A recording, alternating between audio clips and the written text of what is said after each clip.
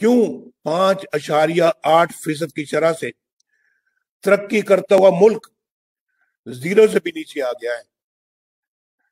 کیوں کارخانے لگنا بند ہو گئے ہیں؟ کیوں سڑکیں، شاہراہیں اور موٹر ویز بننا بند ہو گئی؟ کیوں پاکستان دنیا میں تنہا رہ گیا ہے؟ کیوں بھارت کو کشمیر ہڑپ کرنے کی جرت ہوئی؟ اور کیوں ہمارے برادر اسلامی ملک بھی ہم سے دور ہو گئے؟ کیوں سعودی عرب جیسا ہمارا مخلص ترین دوست ہم سے ناراض ہو گیا ہے؟ کوئٹہ کے بھائی اور بہنوں،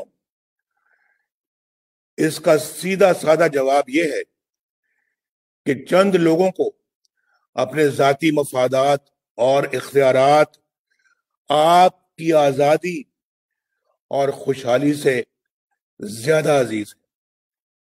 آئین اور قانون ان مٹھی بھر لوگوں کے مذموم عزائم کے آڑے آتے ہیں۔ نواز شریف ان لوگوں کو اچھا نہیں لگتا کیونکہ وہ آپ کا منتخب نمائندہ ہے اور آپ کے ووٹ پر کسی اور کا اختیار تسلیم نہیں کرتا۔ وہ آئین شکنی برداشت نہیں کرتا، وہ ڈکٹیشن نہیں لیتا۔ تو فیصلہ ہوا کہ نواز شریف کو نکالو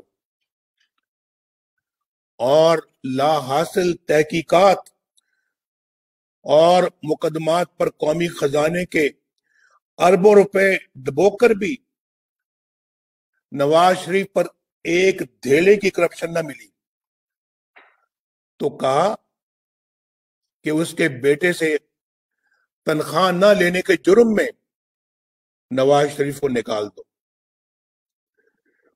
اس کو عمر بھر کے لیے نااہل کر دو، اس کو مسلم لیگ نون کی صدارت سے بھی نکال دو، اس کے بھائی شہباز شریف، اس کی بیٹی مریم، حمزہ شہباز شریف اور اس کے سارے خاندان اور ساتھیوں کو، مسلم لیگ نون کے ساتھیوں کو جیل میں ڈال دو۔ نواز شریف کو نمونہ عبرت بناتے بناتے انہوں نے پاکستان آپ سب کو نمونہ عبرت بنا دیا۔ اس مقصد کے لیے انہوں نے انتخابات سے پہلے زبردستی لوگوں کو پی ٹی آئی میں شامل کروایا، پھر انہیں جتوانے کے لیے الیکشن کے دن شرمناک ڈرامہ رچایا، پولنگ سٹیشنوں پر قبضہ جمایا، پولنگ ایجنٹوں کو نکال باہر کیا، آر ٹی ایس بند کروایا، رات کی تاریکی میں اپنی پسند کے نتیجے بنا کر 4 دن تک مرضی کے نتائج جاری کرتے رہے، اور تاریخ کی سب سے بدترین دھاندلی کر کے انہوں نے ایک نااہل اور نالائق ترین شخص کو وزیر اعظم کی کرسی پر بٹھا دیا تاکہ وہ ان سے جرائم پر کوئی سوال نہ اٹھائے بلکہ ان کے اشاروں پر کرتب دکھاتا رہے۔ یہاں سے ملک کی تباہی اور بربادی کا وہ سلسلہ شروع ہوا جو کہ بڑھتا ہی چلا جا رہا ہے۔ ان چند لوگوں کے ذاتی مفادات کی قیمت آپ کو اور آپ کے بچوں کو ان حالات، اس بھوک اور افلاس سے چکانی پڑ رہی ہے۔ میرے بھائی اور بہنوں، آپ عزت والے لوگ ہیں، غیرت والے لوگ ہیں۔ بلوچ اور پختون اپنی شاندار روایات رکھتا ہے، لیکن آپ نے دیکھا کہ کراچی کے عظیم الشان جلسے سے گھبرا کر ان لوگوں نے منہ اندھیرے کراچی کے ایک ہوٹل کے اس کمرے کا دروازہ توڑا اور اندر داخل ہو گئے جس میں مریم نواز شریف اور کیپٹن صفدر ٹھہرے ہوئے تھے۔ क्या अब ये लोग इस पस्ती में गिर गए हैं कि ना कोई अखलाक बाकी रहा और ना कोई तहजीब और ना रवायात और ना कदरें? ये कोई मामूली वाकया नहीं है। मुझे हैरत है उन लोगों पर जो आला अखलाकी इक़दार की बातें करते हैं, माओं बहनों और बेटियों की इज्जत की बात करते हैं, लेकिन अब भी इस हुकूमत का हिस्सा है जिसने ये स्याह तरीन वारदात की है। कराची के इस वाक़े ने मेरी बात को अमली तौर पर साबित कर दिया है कि यहां रियासत के ऊपर एक और रियासत मुसल्लत हो चुकी है। इस गैर आईनी गैर कानूनी जबर की रियासत की अंधी ताकत ने रियासत को अपने शिकंजे में जकड़ रखा है।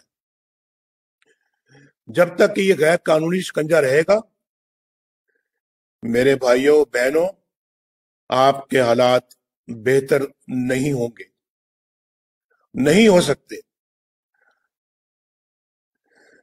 सिंध वफाक की एक अहम इकाई है, एक खुद मुख्तार सूबा है, वहां एक मुंतखब हुकूमत है, एक मुंतखब वज़ीर आला है, वहां एक आईनी अथॉरिटी है, लेकिन इस कार्रवाई की खबर किसी को नहीं कि रात को किसने आईजी पुलिस को अगवा किया, किसने एडिशनल आईजी को अगवा किया। पुलिस के सरबराह और आला अफसरों को उठाकर ले जाने की अथॉरिटी किसके पास थी? सेक्टर कमांडर कौन है? वो किसकी ताकत से एफआईआर कटवाता है? किसके हुक्म पर चादर और चार दीवारी का तकद्दुस पामाल किया जाता है? किसके हुक्म पर बेडरूम के दरवाजे तोड़े जाते हैं? अगर सूबे के वज़ीर आला को भी इसकी खबर नहीं, तो फिर उससे बड़ा हुक्मरान सूबे में कौन है जो इस तरह के हुक्म देता है और मनमानी करता है? मेरे दोस्तों, पीडीएम इसी गैर आईनी हुक्मरानी के खिलाफ उठी है। रियासत के ऊपर रियासत की इस बीमारी के खिलाफ उठी है जिसने पाकिस्तान को अंदर और बाहर से खोखला करके रख दिया है। ये तहरीक किसी इदारे के खिलाफ नहीं, बल्कि पाक फौज के मुकद्दस इदारे की ताकत को अपने मफादात के लिए इस्तेमाल करने वाले किरदारों के खिलाफ है। नीचे से ऊपर तक फौज के बहादुर फरसंदों को इन किरदारों के मकासद का कुछ पता ही नहीं होता, कुछ इल्म ही नहीं होता। वो तो अपने डिसिप्लिन में बंधे रहते हैं, वो तो मुल्क और कौम की हिफाजत की लगन में दिन रात एक करते हैं, लेकिन उनसे मासूमियत में, अनजाने में ऐसे काम लिए जाते हैं जिसका नतीजा कौम को बड़े नुकसानात की शक्ल में भुगतना पड़ता है। तरीका वारदात यह है कि चंद लोग अपने घिनौने मकासद पूरे करने के लिए कानून तोड़ते हैं, आइन तोड़ते हैं, मुल्क और कौम को नुकसान पहुंचाते हैं, लेकिन खुद को बचाने के लिए नाम फौज का इस्तेमाल करते हैं, जबकि हकीकत में फौज का इससे दूर दूर का वास्ता नहीं होता।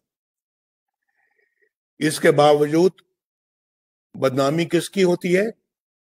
इदारे की होती है। इसलिए मैं नाम लेकर ऐसे किरदारों को बेनकाब करता हूं ताकि उनकी स्याहकारियों का धब्बा मेरे मुल्क के इदारों पर ना लगे, मेरी फौज की वर्दी पर ना लगे। हमारी तारीख के बहुत से अलमियों में चंद किरदार ही थे जो अपने मकासद और जाती मफाद के लिए फौज की बदनामी का बायस बने। कारगिल में हमारे सैकड़ों जांबाजों को शहीद करवाने اور دنیا بھر میں پاکستان کو رسوا کرنے کا فیصلہ فوج کا نہیں تھا، چند مفاد پرست جرنیلوں کا تھا۔ ان لوگوں نے صرف فوج کے داری کو نہیں بلکہ ملک و قوم کو ایک ایسی جگہ جنگ میں جھونک دیا کوئی فائدہ حاصل ہو ہی نہیں سکتا تھا۔ وہ لمحہ میرے لیے انتہائی تکلیف دہ تھا جب مجھے یہ پتہ چلا کہ ہمارے بہادر سپاہی یہ دہائی دیتے رہے کہ ان دور افتادہ چوٹیوں پر خوراک نہیں بچ لیکن اسلحہ تو بچ۔ وہ فوجی جنہیں اس جنگ کے پیچھے اصل عزائم کا پتہ ہی نہیں تھا، جنہیں ملک و قوم کی سربلندی کے نام پر محاذ پر بھیجا گیا تھا، جانوں کے نذرانے دیتے رہے، لیکن ملک و قوم کو کیا حاصل ہوا؟ کارگل آپریشن کے پیچھے وہی کردار تھے جنہوں نے اپنے ان گھناؤنے جرائم پر پردہ ڈالنے اور سزاؤں سے بچنے کے لیے 12 اکتوبر 1999 کو بغاوت کی اور مارشل لاء نافذ کیا۔ یہ پرویز مشرف اور اس کے چند ساتھی تھے جنہوں نے فوج کے ادارے کو اپنے مذموم مقاصد کے لیے استعمال کیا بلکہ بدنام کیا۔ ہاں، میں ان لوگوں کو بری و ذمہ قرار نہیں دوں گا جنہوں نے خلاف قانون آرڈرز کی تعمیل کی، جنہوں نے وزیر اعظم ہاؤس کے جنگلے پلانگے، جنہوں نے منتخب وزیر اعظم کو گرفتار کر کے ایک ناجائز فوجی حکومت کی راہ ہموار کی، غیر قانونی حکم کی تعمیل کر کے وہ بھی اتنے ہی بڑے مجرم جتنا کہ حکم دینے والے۔ میرے بھائیوں اور بہنوں، انہی لوگوں نے محب وطن اکبر بگٹی کو شہید کیا۔ انہی لوگوں کو محترمہ بینظیر بھٹو نے اپنی شہادت سے قبل لکھے گئے خط میں اپنی موت کا ذمہ دار ٹھہرایا۔ انہی لوگوں نے بلوچستان اور سندھ میں ہمارے فضائی اڈے غیروں کے ہاتھوں میں گروی رکھے، آپ جانتے ہیں، جہاں سے ڈرون اڑتے تھے۔ انہی لوگوں نے 12 مئی کراچی اور لال مسجد اسلام آباد جیسے قتل عام کروائے۔ ہمارے غیرت مند بلوچ بھائیوں اور بہنوں کی محرومیوں کے ذمہ دار بھی یہی لوگ ہیں۔ ان واقعات سے جہاں آپ نے دکھ اور پریشانیاں اٹھائیں، وہاں مٹھی بھر لوگوں نے بے شمار فائدے اٹھائے۔ پرویز مشرف کے ذاتی اکاؤنٹوں میں اربوں روپیہ کیش پڑا ہوا ہے، اس کے ثبوت بھی موجود ہیں، لیکن نیب یا عمران خان کسی میں جرات نہیں کہ کوئی کارروائی عمل میں لائی جا سکے۔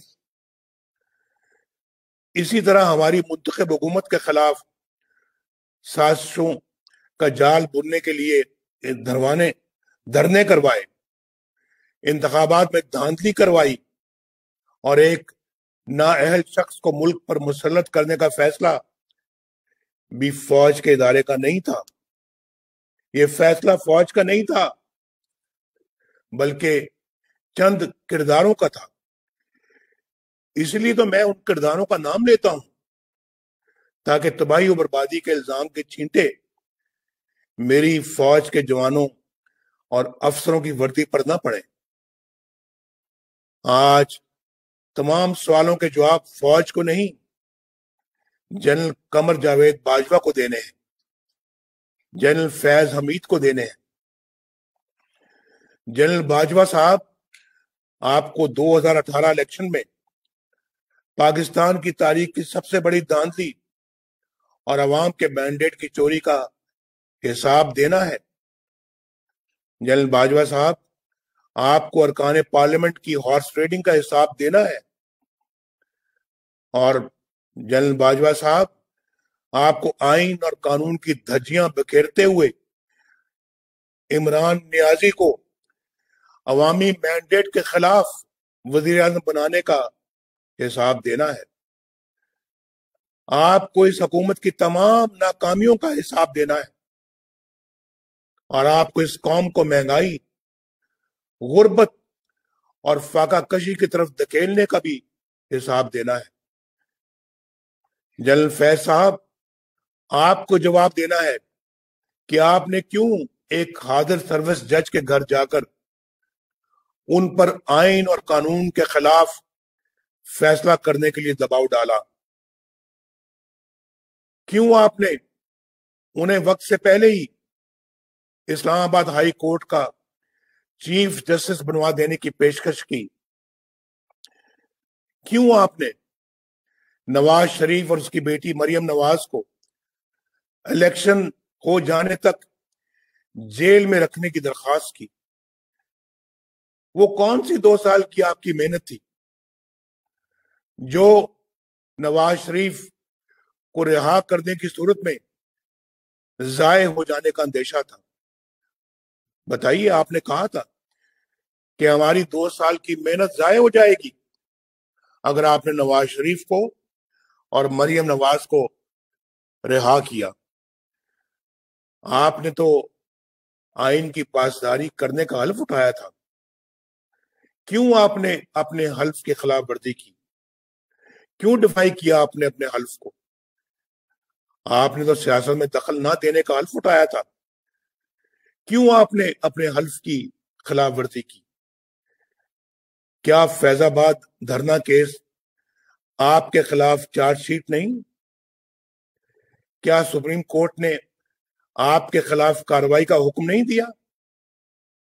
اس کے باوجود آپ کی نہ صرف بطور لیفٹیننٹ جنرل ترقی ہوئی، بلکہ آپ کو ISI کے سربراہ کا عظیم الشان منصب بھی عطا ہوا، جبکہ جسٹس قاضی فائز عیسیٰ کے خلاف ایک ریفرنس دائر ہوا تاکہ وہ آپ کی نظر ثانی کی درخواست سن نہ سکے۔ واہ واہ، کیا کیا آپ نے جنرل فیض! یہ آپ کے حلف توڑنے کی صرف آپ پچھلے کئی سالوں سے بے دھڑک سیاست میں مداخلت کیے چلے جا رہے ہیں۔ آپ نے اپنے حلف کے ساتھ بے وفائی کی ہے۔ اگر یہی وقت آپ نے پیشہ ورانہ دفاعی امور پر صرف کیا ہوتا تو ہمارے کشمیری بہن بھائی کبھی ان مصائب سے دوچار نہ ہوتے جن سے وہ آج دوچار ہیں۔ عمران خان صاحب، آپ تو سیاست کے میدان میں نابالغ ہو۔ بار بار کہتا ہوں میں کہ ہمارا آپ کے ساتھ مقابلہ ہے ہی نہیں۔ ہمارا مقابلہ آپ کے لانے والوں کے ساتھ ہے، آپ کے ساتھ نہیں ہے۔ ہمارا مقابلہ تیار چلانے والوں کے ساتھ ہے۔ لیکن یہ مت سوچنا کہ تم بچ جاؤ گے۔ ثاقب نثار کا NRO نہ تمہیں بچا سکے گا اور نہ علیمہ خان کو۔ تم جس کے پیچھے چاہے چھپو، فورن فنڈنگ کیس میں تمہاری بدعنوانی نہ صرف کھل کے رہے گی بلکہ تمہیں جیل بھیجے گی۔ تمہیں چینی، آٹے اور ادویات کی قیمتوں میں اضافے سے عوام کو پہنچنے والے نقصان کے 1-1 روپے کا حساب دینا ہوگا۔ تمہیں زمان پارک میں کروڑوں روپے کی نئی تعمیر کی لاگت کا حساب دینا ہوگا۔ تمہیں بنی گالا کی منی ٹریل دینی ہوگی۔ دوسروں پر کیچڑ اچھالنا تمہیں احتساب سے نہیں بچا سکے گا عمران خان۔ یہ ٹی وی پر بڑکے مارنا اور دھمکیاں دینا تمہیں نہیں بچا سکے گا۔ تم اور تمہارے ہر کرپٹ ساتھی کو حساب دینا پڑے گا۔ بلوچستان کے بہنوں اور بھائیوں، میں آج 3 پیغامات دینا چاہوں گا۔ پہلا، فوج کے جوانوں اور افسروں کے نام۔ یہ آپ کا اپنا ملک ہے میرے فوجی بھائیوں، جس کے لیے آپ جان دینے سے بھی دریغ نہیں کرتے۔ آپ نے جہاں اس کی حفاظت کا حلف اٹھایا ہے، وہاں اتنا ہی اہم اس کے آئین کی تابعداری کا حلف ہے۔ جہاں آئین شکنی اور قانون شکنی شروع ہو جاتی ہے، وہاں ظلم کا دور شروع ہو جاتا ہے۔ جب آپ کسی فرد واحد یا مفاد پرست ٹولے کے لیے آئین توڑنے کے مرتکب ہوتے ہیں، وہاں آپ خود اپنی قوم کو، اپنے ملک اور اپنے لوگوں کو آئین شکنوں کے رحم و کرم پر چھوڑ رہے ہوتے ہیں۔ اپنے حلف کی پاسداری کیجیے، خود کو متنازع ہونے سے بچائیے۔ دوسرا میرا پیغام میرے پاکستان کے سول سروس کے نام ہے۔ زمانہ بدل رہا ہے، کسی کے لیے قانون یا آئین توڑ کر بچ نکلنا مشکل سے مشکل تر ہوتا چلا جا رہا ہے۔ آپ نے دیکھا کہ سندھ پولیس کے افسران نے چند لوگوں کے غیر قانونی رویوں پر احتجاج کر کے نہ صرف ان کے عزائم پورے نہیں ہونے دیے، بلکہ اپنے لیے عزت بھی کمائی۔ سندھ کے پولیس افسر صاحبان، میں آپ کو سلوٹ کرتا ہوں۔ آپ کو بلا خوف اپنی ذمہ داریاں قانون کے مطابق ادا کرنی چاہیے۔ میں سب سول سرونٹس کو یہ میں گزارش کر رہا ہوں، اور کسی دباؤ میں آئے بغیر سر انجام دینی چاہیے۔ اور تیسرا پیغام میرا عوام کے نام ہے۔ میرے پاکستان کے بہنوں اور بھائیوں، پاکستانی فوج آپ کی اپنی فوج ہے۔